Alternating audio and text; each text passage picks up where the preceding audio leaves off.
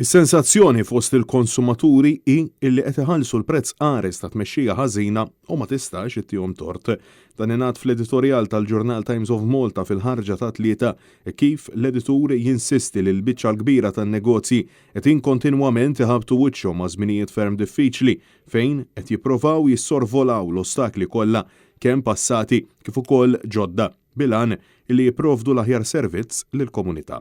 L-editur jisħaq li l-fatt li negozji jinsabu f'dak li qed jissejjaħ il-post-COVID żgur li qed ikun ta' sfida akbar għalihom biż-żieda qawwija fl-inflazzjoni kif ukoll bidla fid-domanda tal-konsumaturi u l-aħħar iżda mhux l-inqas il-problemi persistenti mal-banek. Sarriċ imwettaq mill-Kamra tal-Intrapriżi żgħar u medji wera li fl-aħħar xhur u snin ir-relazzjoni bejn negozju u bank qed ikun ta' piż kbir fuq is-sidien b'negozji żgħar jisħu li fost l-oħrajn il-burokrazija żejda u qawwija qed tkun ta' sfida kbira biex ikomplu bin-negozju tagħhom.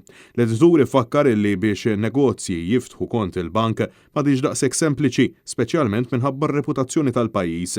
Kawża tal-imġiba tal-Gvern Malti li poġġina fuq il-lista l-griża tal-FATF bi skrutinju qawwi mhux biss minn din l-istituzzjoni iżda anke minn diversi pajjiżi fosthom l-Istati Uniti.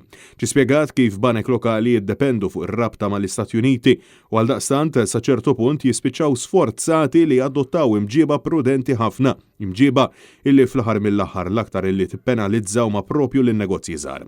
L-editur jisħaq li ċertament fadal ħafna żmien sabiex il-banek lokali jirnexxilhom jikkonvinċu lir-regolaturi u banek internazzjonali biex iħalluhom jirrelassaw daqsxejn din il-burokrazija kollha fil-waqt li appella b'mod ċar lill-Gvern sabiex jaħdem jitfit mal-banek u mhux jissielet kontrihom. Dan bilan illi fil-prattika jsaħħaħ ir-reputazzjoni ta' pajjiżna mhux biss fuq il-karta. Dan għaliex item l-editorjal fl-aħħar mill-aħħar l-aktar illi qed isofri minn dan kollu mhu ħadd ħlief il-konsumatur u butu.